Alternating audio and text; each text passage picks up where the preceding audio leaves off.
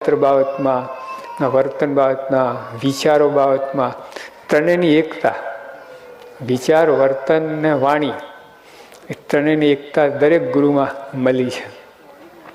અને એમાં લેશ માત્ર ફેર નહીં, કંઈ બોલવા પૂરતું નહીં.